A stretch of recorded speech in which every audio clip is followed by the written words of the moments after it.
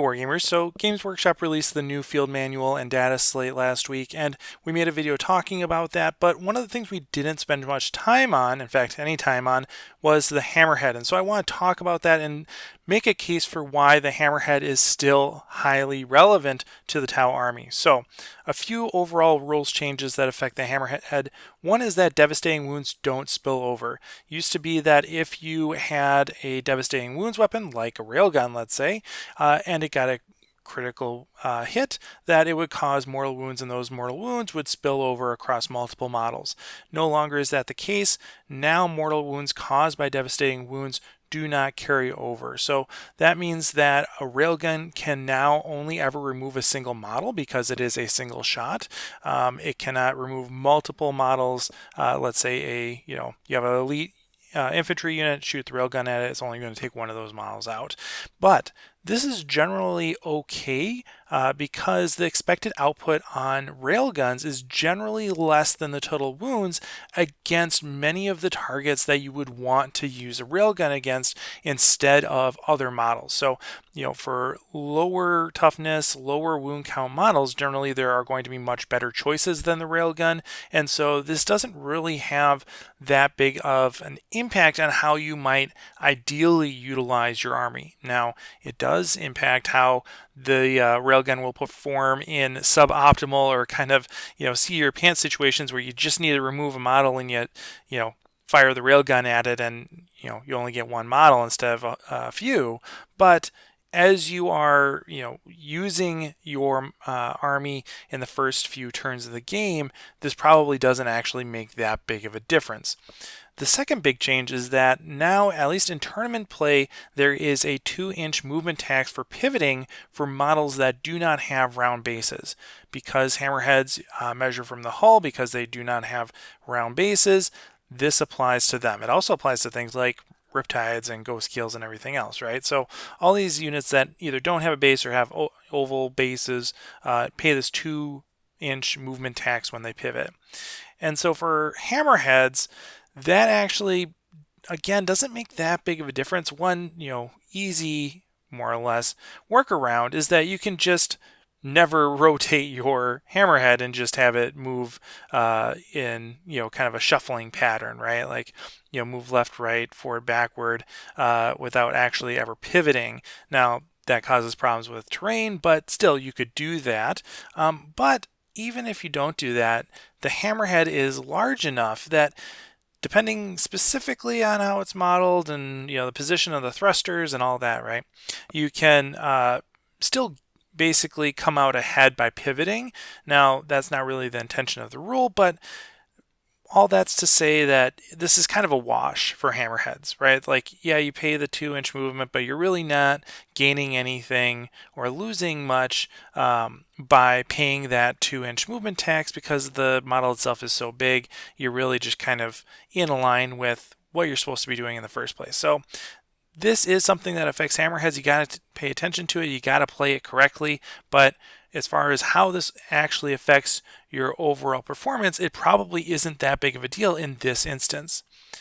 The final thing, and this is the thing that we want to spend a little bit more time talking about today, is that Hammerheads got bumped up to 145 points.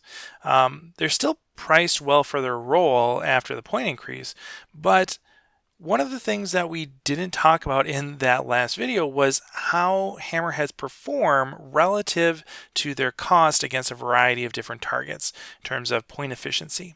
Now, if you haven't seen my last video, I recommend you go check that out because this will make more sense.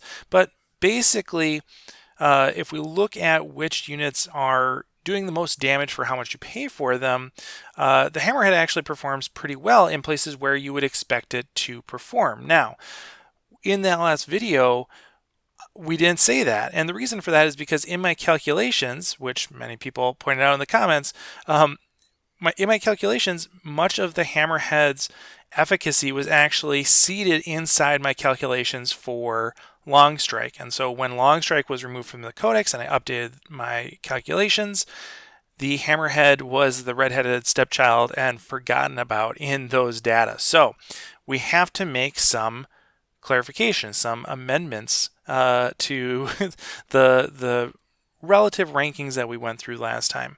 And so here I've compiled the places where Hammerheads actually factor into kind of your top units and presented them in bold green text so you can see where I've inserted them.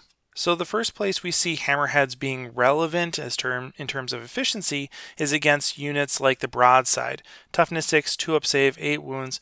Hammerheads with a railgun are going to be one of your top 4 choices. They show up here just below broadsides with rail rifles and do a fair amount of work. Notably, they don't show up in the Star Weaver profile, the Toughness 6, 4-up save, 6 wound profile, because the 4-up save means that the Star Weaver is much more vulnerable to a larger diversity of things. So things like fire knives or the Tiger Shark or even a Crutox with a repeater gun actually are more points efficient against the Star Weaver compared to the Hammerhead. So Hammerhead really kind of only shows up once we get to these Toughness 6 and higher and better armor save profiles.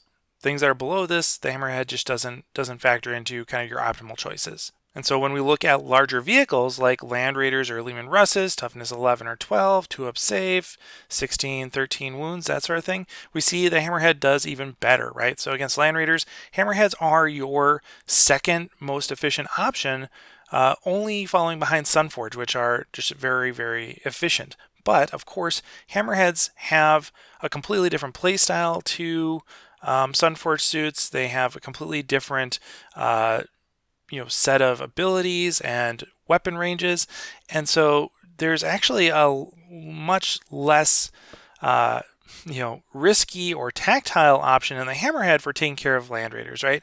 As you would expect, the Hammerhead is really good at blowing up Land Raiders, and you don't have to necessarily take the time or the gamble of moving suits so close to the vehicle that you get the benefits of using melta weapons, right? So it shows that, yeah, Hammerheads have a place, they have some point efficiency, and they really offer an alternative playstyle to things like the Sunforge. That's also true for the Leman Russ. Here, broadsides show, barely eke out the Hammerhead in terms of the numbers here, but still, Hammerheads providing a very good option in addition to Sunforge and broadsides.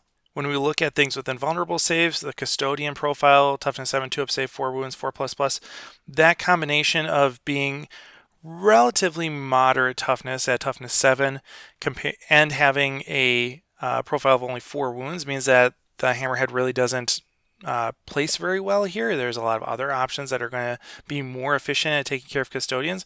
But when we jump up to the Hive Tyrant, toughness 10, where a lot of these other options that we see doing well for the Custodian are going to do far worse after that toughness increase, and at 10 wounds where there's plenty of room to deal those mortal wounds, now the Hive Tyrant is going to be a much better target for Hammerheads, and so Hammerheads place much more highly in the rankings against Hive Tyrants than they do for Custodians. And that trend continues with the Magnus profile and the Wraith Knight profile. In both these cases, just like the Land Raider and the Leman Russ, we see Hammerheads do very well, second or third place. And that's true for the Imperial Knight as well. The Hammerhead showing up second only to the Sunforge, allowing you to have a little bit more sit back and shoot option as opposed to up close and personal option in the Sunforge suit.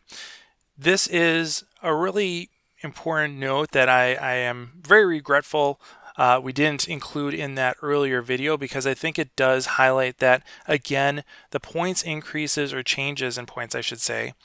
The changes in points instill this kind of internal balance within the codex such that the things that you think would be good at doing certain things are the optimal choices for those, right? So Sunforge suits, Hammerheads, broadsides, these are really punchy units, and so you would think that they would be really good at taking care of Imperial Knights, but they're not necessarily very good at taking care of guardsmen. So yeah, it all shows that the relative efficiency of these different units are indeed intuitive, and I think that is a very positive thing for the design of the codex and for the overall health of the game. So let me know what you think in the comments below. Does this make you look, another time at Hammerheads? Are you thinking about Hammerheads in your list? Let's have a conversation about it. And as always, thanks for watching and happy wargaming. If you stuck around to this point in the video, maybe you want to join our Discord community as well. There's a link in the description below.